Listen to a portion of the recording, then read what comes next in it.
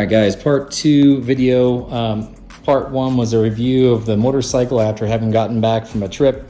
Part two is just kind of a breakdown of accessories that I put on this motorcycle. I am just very meticulous in everything about my motorcycles in general. I want everything to perform just right, and that kind of goes with the type of motorcycle this is too. It's not the motorcycle for everyone. If you value reliability above all other things, then maybe a Yamaha Tenere 700 might be a better choice for you. If you don't mind wrenching on some little things here and there and making some things just right, adjusting the suspension and so on and so forth, then I think this could be the bike for you, because it just has that much more to offer in terms of technology, comfort, and performance over, say, like a Tenere 700. So in order to make this my bike, I knew that I was starting at a lower price point than something like maybe the KTM 890s and so on and so forth, but I knew I was going to be dumping a certain amount of cash into the bike to make it mine, and that's true of any motorcycle that I have, and I knew that was going to be the case with this one as well. So I'm going to start from the top to the bottom, so if you need to fast forward at any point to get down to a certain thing that you're particularly interested in, like say the skid plate or these foot pegs or the center stand, etc., like scroll through the video and you'll find that I'm kind of working my way down as I'm reviewing this stuff. So starting from the very top, this is the a factory touring windscreen from Aprilia. I ordered this piece when I ordered the motorcycle. It's slightly wider. It comes out, the stock one comes out to about here. So this one comes out and covers up basically the blinkers on the side. It's also slightly taller than the other one. So I find that it's very, very good.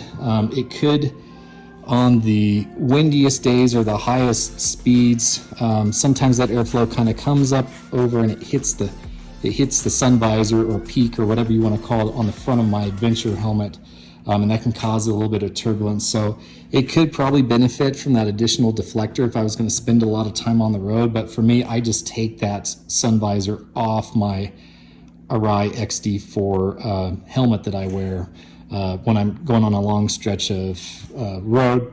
Then I'll just throw it back on as soon as I hit the dirt again, and it's not a factor, especially for anything an hour or less on the road. This is doing its job and then some. So this is a Garmin Zumo XT GPS.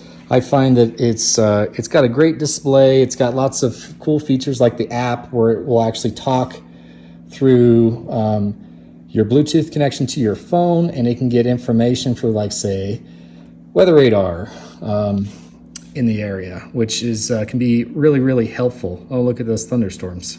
That's about to rain here. Anyhow, that can be really handy when you're on the road, because you'll sit there and it'll actually put your course across the screen. You can see how your course is intersecting with any kind of weather. That's awfully handy. It does have some traffic. That's okay.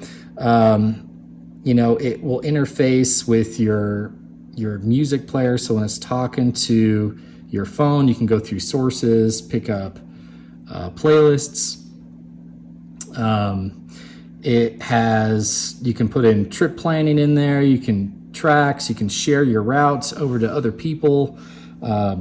It's just got lots of really cool settings, and it will actually track fuel stations nearby, and you can, every time I stop at a fuel up, it will actually ask me, hey, we see that you've stopped near a gas station. Did you just fill up? And I say yes. Well, I've already got the max range of the motorcycle set, so it'll reset that. Then it'll start making smart suggestions, notifications about when it thinks I should be stopping for fuel next. Before, like when I'm on my route, if it thinks it sees a big dead spot in fill-up stations, it's going to give me some recommendations to stop for fuel. Pretty cool feature.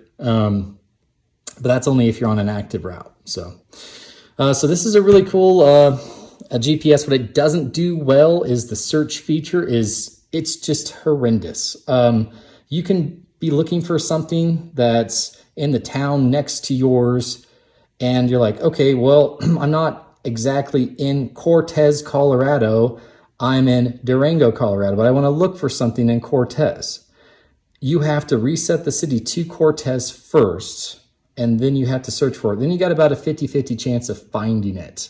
So unless you have a direct address, it can be really difficult to search for stuff. In fact, a lot of times I've just gone through the map and I've scrolled through over to the town and then just dropped my finger on it and then said, you know, all right, press and hold. Hey, I want to go there.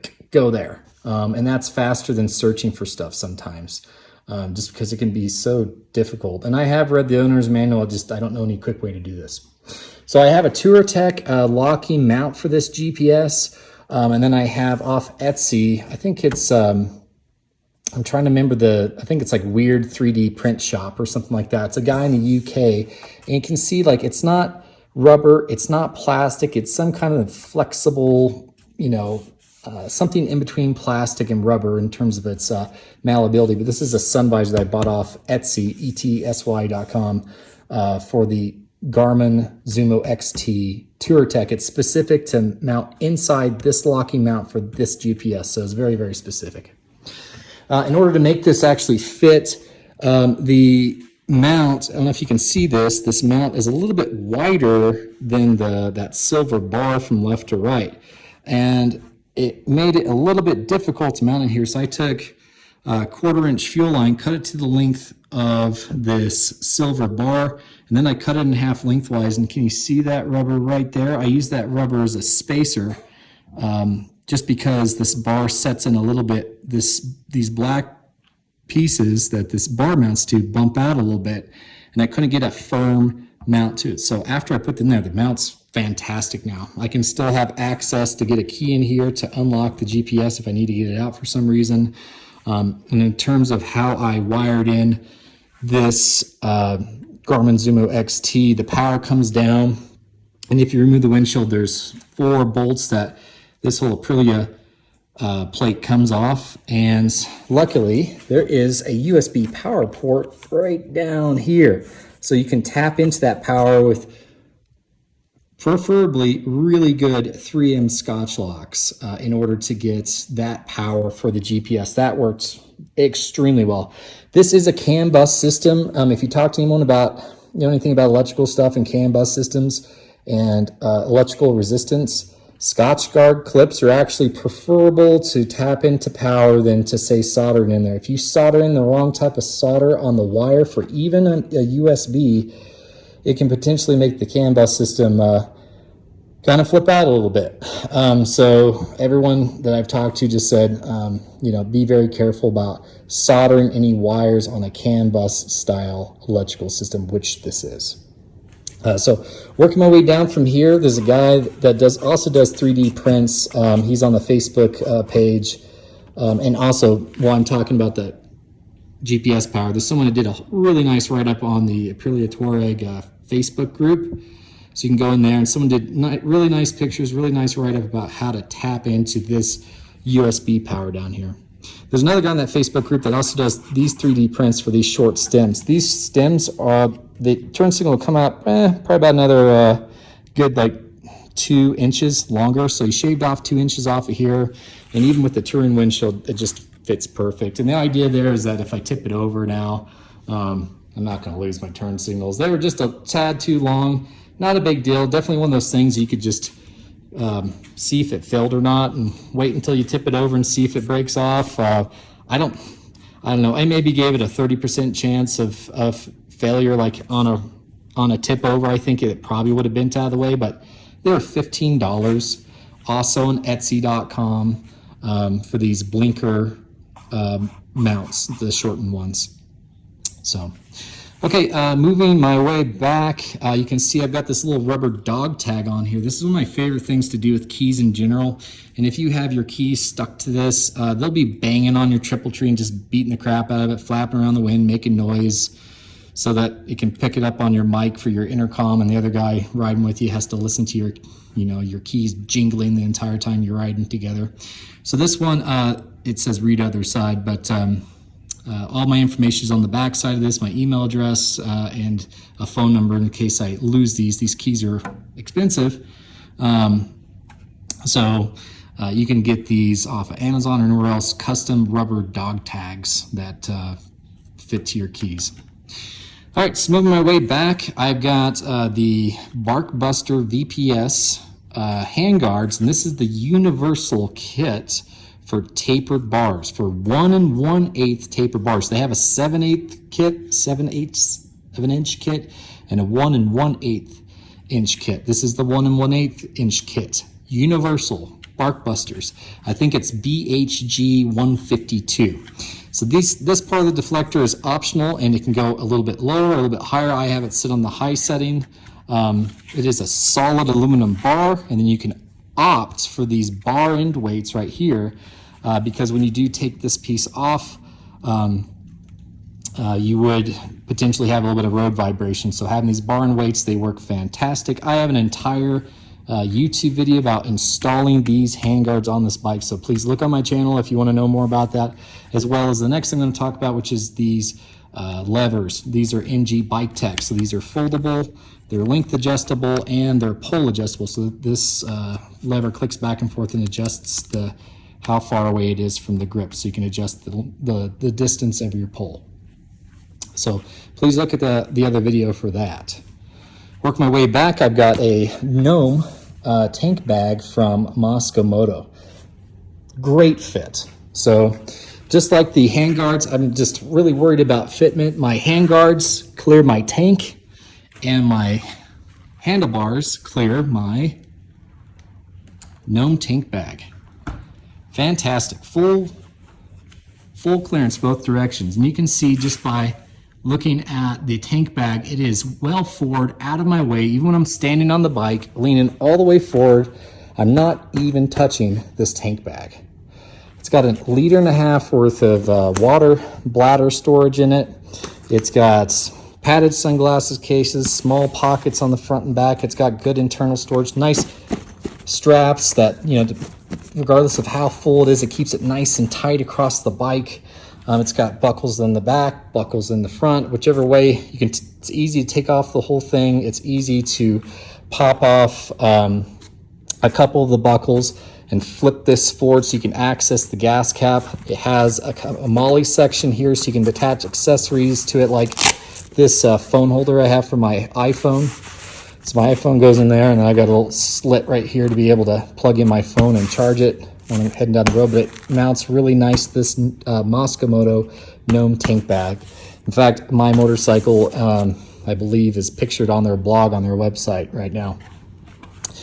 In order to make it fit really nice, what I recommend doing is getting it fitted up exactly, perched on the top just like you want it. Make sure you got the nice clearance on the handlebars. Get it strapped down nice and tight right where you want it. And there's this little Velcro piece, template piece, which is supposed to go around your gas cap to make sure that the gas cap isn't trying to protrude into the bottom of the bag. So it's a little ring. It's not going to be just right. It's going to have the whole bag hanging off the back there, and then it's going to be getting in your way. Anytime you're up on the pegs or just going down the road, it's going to be sitting right here instead of sitting perched up here, which is a perfect position for it. So once you have it strapped down, it's going to leave a nice impression on this ring. Then you're going to take this piece off. You're going to cut it as necessary so you get a really nice fit right on top of your tank, like so. All right, moving around here, I've got a Hepco and Becker headlight guard.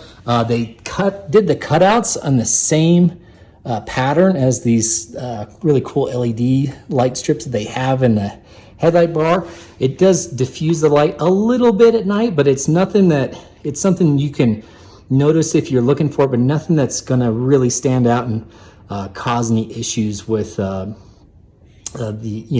visibility on the headlight. So and then right below it is the Hepco and Becker crash bar. Very happy with this crash bar. Fits up extremely nicely. Goes to 2 frame/engine mount points over here. Has 2 crossbars, one under the headlight and one down below the radiator, so that if you have a strike on the side of the bike, it's not just going against these 2 mounting points, it's actually distributing the load all the way across to the other side of the bike and those mounting points.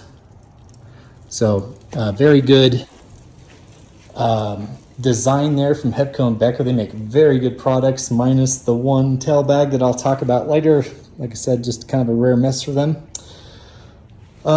Then coming around the motorcycle, I think I already discussed what this leash is right here. This isn't necessarily a bike thing, but this is a leash that I have snapped on here that plugs in. Normally I have it undone and it's plugged in to the bottom of my vest and activates my airbag vest in case some idiot runs out in front of me and I go flying over the top of their hood. It airs up faster than I can fly through the air, and hopefully helps keep me from breaking my neck when I hit the asphalt after flying through the air. Okay, moving back, I do have the factory quick shifter from Aprilia that came in later. Didn't have it originally on the bike, so I got to ride it both ways. It was easier to find neutral before I put this in here, but man, this thing is really nice for quick ripping up through the gears. When you're just trying to kind of drag race the thing, it's a lot of fun. But also when you're standing up on the pegs and you're doing off-road stuff and you want to have a nice firm grip on your handlebar, and you don't have to worry about keeping fingers off the bar in order to actuate the clutch. It's really nice to have those clutchless shifts when you're off-road and standing up on those pegs. May have noticed these 2 points right here are where the passenger pegs were formerly mounted. I took those off. This is an M8 bolt. I can't remember what the length on it, but it's like around 2 inches. That screws in there nicely. And I just ended up finding some nice stainless steel rings that I could put on there, so that way I could not have those big passenger pegs hanging off of there when I'm going off on a moto camping ride. It's completely unnecessary. Just something that would dig into the back of your leg in the event that you had like the bike had turned over on this. So passenger pegs are off and I've got those on. Other things here, I've got an entire video on these Fastway Evo EXT Pegs, so please look to my channel for information about fitment and more about just these pegs in general. These are outstanding. I mean, it is by far one of my favorite things that I've put on the entire bike in terms of stability and having a way to roll your heel back, and it's just a stable platform that when you get into those oh shit moments, it really makes a big difference.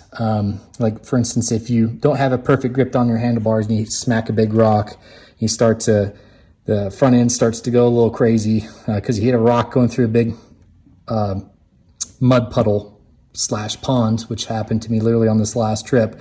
Just really nice to have a nice stable platform to have your feet on. So very, very happy with that. This is also from Aprilia, this chain guide. It doesn't come with the bike from the factory, but you can order it. Big deal for going through the mud or hitting big rocks, anything that could throw that chain off the sprockets. Recommend getting one of those. It's not too terribly expensive and could potentially save you some heartache by putting that on. These are Evo Tech axle sliders. It's just a bolt that goes all the way through the hollow axles on the front and on the back of the bike. You'd be surprised. I've just known that, hey, sometimes I'm going to ride this on pavement. This won't do anything for you on dirt, but on pavement, if you do put it down, it can save a surprising amount of damage on the motorcycle by having these sliders on. And man, they're cheap and they can work potentially well. So I've got them on the front and on the back.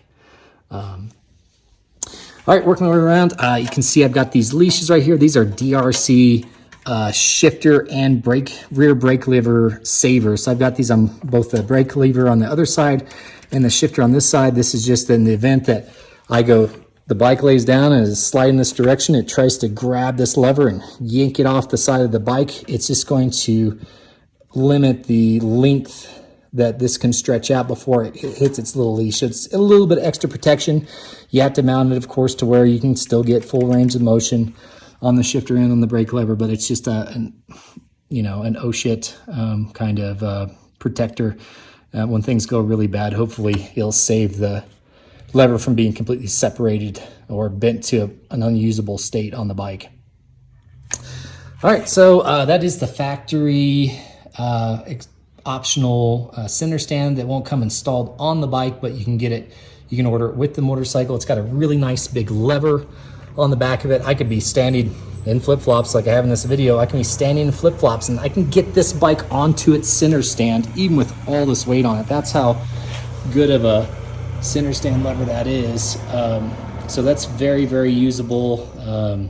Find it's very handy for moving chains and just being able to pack up your luggage. I would highly recommend getting a center stand if you're going to take this off on any kind of off-road type stuff. And the weight's so low on the bike. It is added weight, but it's so low on the bike, it doesn't take a huge toll on the suspension. If you do have the bike up flying through the air and are getting both tires into the air, if you fly high enough and come down hard enough, this center stand will let you know, because it'll check the ground. So the springs are only so hard and it'll come down and it'll check the ground. I mean, I've heard it happen a couple times now. It hasn't damaged the center stand. I don't plan on doing anything about it because it's honestly, I think it's a non-issue completely. I just actually kind of makes me giggle a little bit when it happens. It just means I'm having a pretty good time when the center stand's coming down and checking the ground. So working my way forward back here, this is the GP Moochie Thor skid plate. See Thor right there, and I think it says GP Moochie right there across the laser engraving. This is I mean, in terms of skid plates, it's a handsome skid plate. It's also very functional. I'm getting more protection for my kickstands sensor right here, which is prone to get smacked by a rock. And if it gets smacked by a rock, your bike's gonna die, and you're gonna have to basically pop it off and twist some wires together to get your bike running again. That's not common. That's common to every adventure bike I can think of, minus maybe some BMWs that have a really funky kickstand. But that's a thing that's really prone, especially that stock skid plate. I've seen some guys posting on Facebook. Nobody with the aftermarket skid plates have had a busted kickstand sensor, and everyone that's got an aftermarket one, especially the GP Moochie ones, they've had zero issues with those rock strikes on those pieces. So really good ventilation from the skid plate here. I think the original, I think he was originally going to call it like a Mako, like a Mako shark. Cause it kind of looks like shark gills going down the side here. Really cool design. Very functional. It fits like a glove. Another thing, I've got an entire YouTube video about the fitment of this skid plate. Pegs and this skid plate. Probably my two favorite things I've put on this motorcycle besides, well, maybe like the exhaust and the tune, but just in terms of rider stability and protection for the motorcycle, very, very impressed with these pegs and this skid plate. This is handmade by a guy in just outside of, on the side of Florence, Italy. So he powder coats these, and they're all handmade, and they're made in different densities of aluminum. Please see the video. I break it down in more detail, but definitely take a hard look at the GP Moochie Thor skid plates. Excellent accessory and worth every single penny if you ask me. All right, moving around the bike. I do have a full aero exhaust system on it.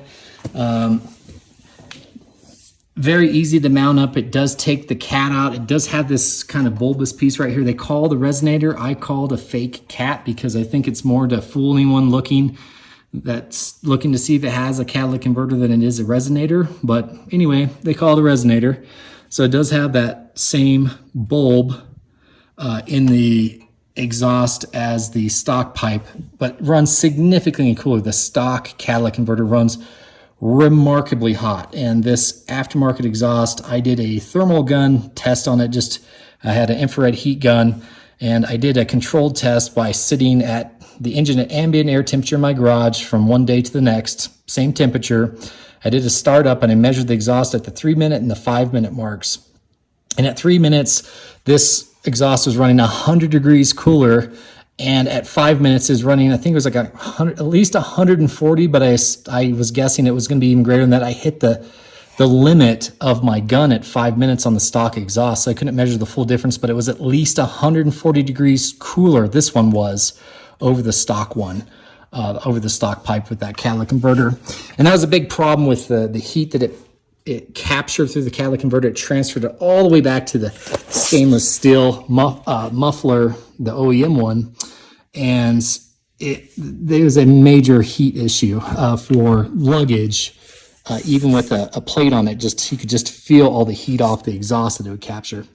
So this, the header runs significantly cooler, and then this Aero Sonora Muffler, love the sound of it. Some people think it looks big. What they did is they just kind of squashed it. So it's got a really thin profile, so it doesn't project out as far as some of the exhausts, but it looks a little bit flatter on the side. I personally really like the look of this exhaust, the sound of this exhaust, and it runs so cool that I installed this first, and then I installed the header later. And this, even with the super hot catalytic converter and header on it, this ran significantly cooler to fix my heat issue here. But after installing the header, it's so cool now that I can go ride this bike really hard, and then I can just lay my hand on the muffler, I mean, for at least 10 seconds after riding it hard, and it's that cool. So it went from, the heat issue went from a huge annoyance to being a complete non-issue, which I think is a pretty cool thing. I'm going to get to the luggage last. Let me talk about the tires real quick. I mentioned it in the part 1 video when I was doing the review. The TKC 80s, I don't think there's a better tire made. It performs so well on the road. It's the Continental TKC 80 Twin Duro, and it performs well on the road. It's great off-road, mud, sands, rocks, you name it. This is a fantastic tire. It does the job and then some. I also ran a TKC 80 in the back. My big issue with the TKC 80 was, let me go ahead and grab this here,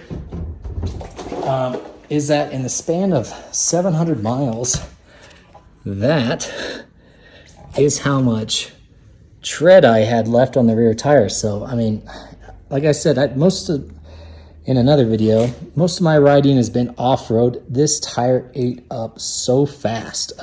It does not like the bite that this motorcycle has. So it wore down significantly fast. I mean, this one wasn't going to be even close to making it through my next trip. So I put a Motaz Tractionator GPS tire on it. And this is a 50-50 tire in one direction, but it's reversible so that these channels are reversed and it has more of a bite. So it literally says on one side of the tire, it says, go this direction if you're going mostly off-road, go this direction if you want to be 50-50. Well, I had so much issues with wear with the last tire that I decided to go in the 50-50 direction.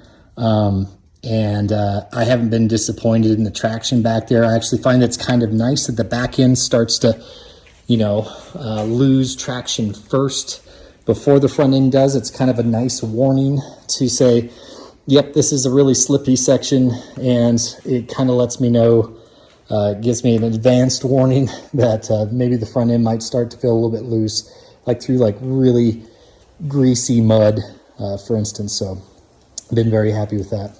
Last thing I want to talk about here is the Tusk Highland X2 luggage. This is with the 33-liter medium dry bag. There's optional to do for the same price, a 22-liter dry bag. And that's from Rocky Mountain ATV and Motorcycle. That's their exclusive brand. It's called Tusk. So it comes with either the medium or the small dry bag on top. It comes with a little first aid pouch, which I actually have up here on the pannier. And then I opted to have the 2 water bottle holders, which I use to use an MSR fuel can for my camping stove, and as an oops, I ran out of gas, spare emergency gas can. I also keep my tool roll in here. And I've got, this is all my highly compressible stuff. I've got my clothes, I've got camping chairs and, camping pillows, all that. Spare water bottle and a funnel, lots of weight, lots and lots of storage here, more than you need. And even with all of this right here, I've got a lot of the weight moved forward on the bike, which I really, really like. What's nice is down the road is that I still have room to move forward and back. And if I move forward, I can actually lean back. And this is a really nice backrest actually for going down the road. So you can kind of kick back a little bit, use this as a backrest.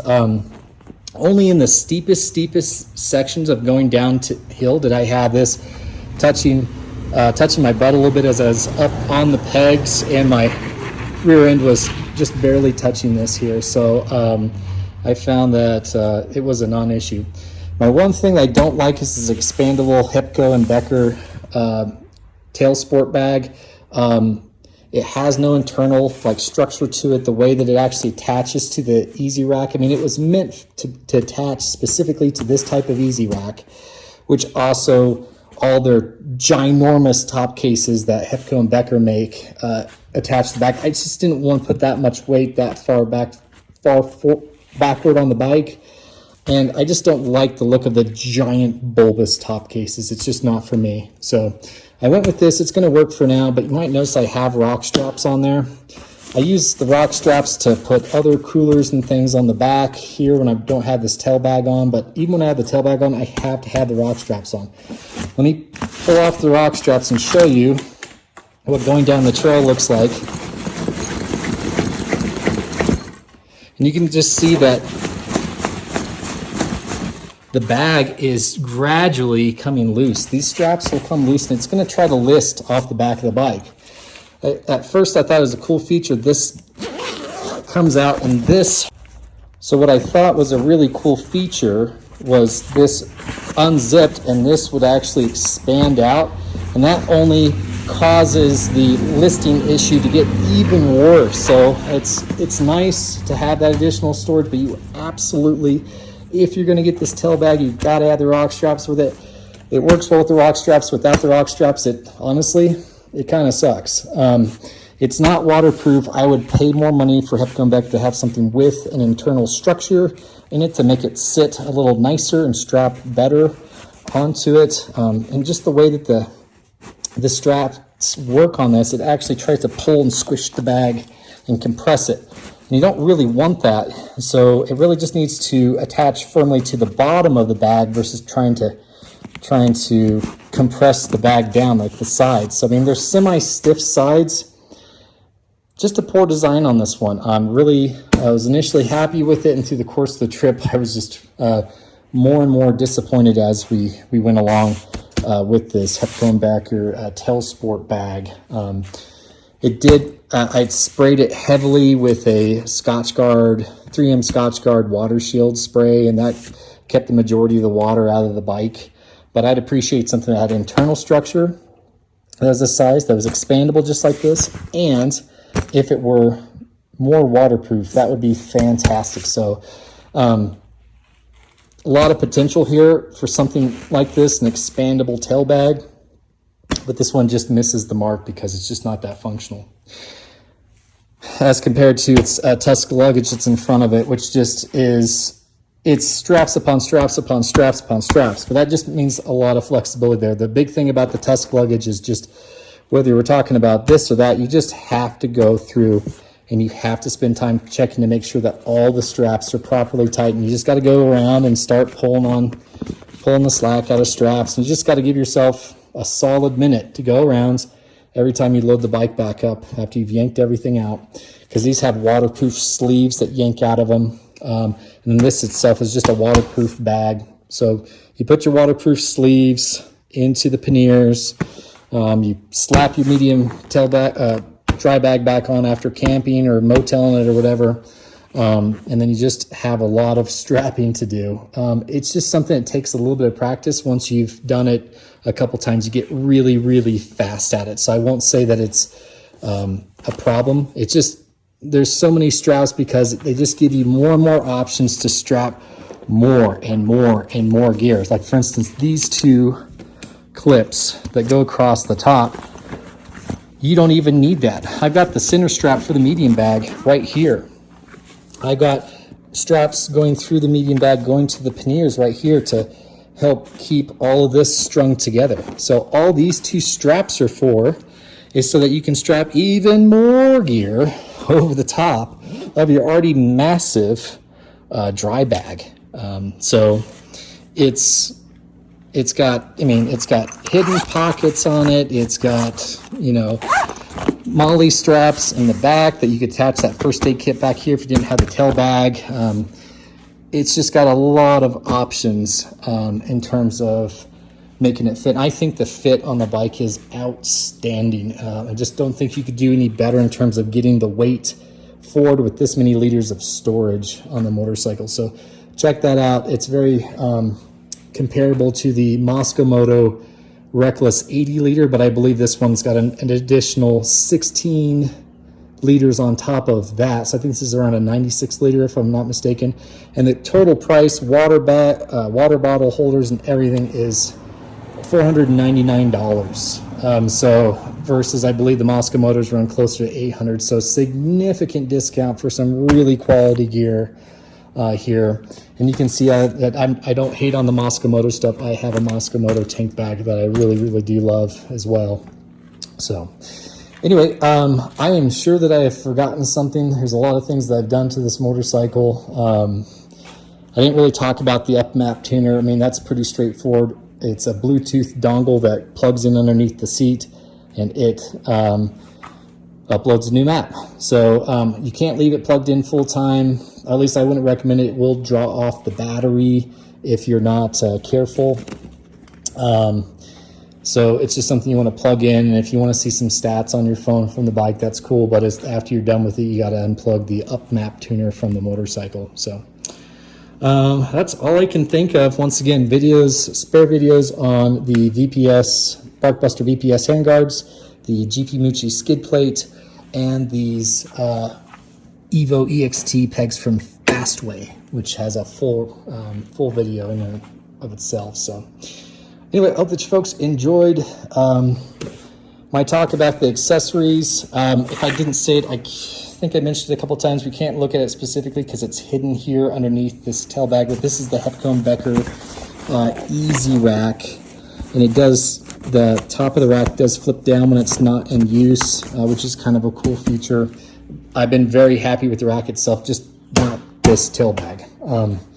Not very happy with that. So I think that's all I can think of at the moment to fill you guys out on accessories. If you guys have any questions, feel free to drop in the comments and I'll try to answer it just as soon as I can.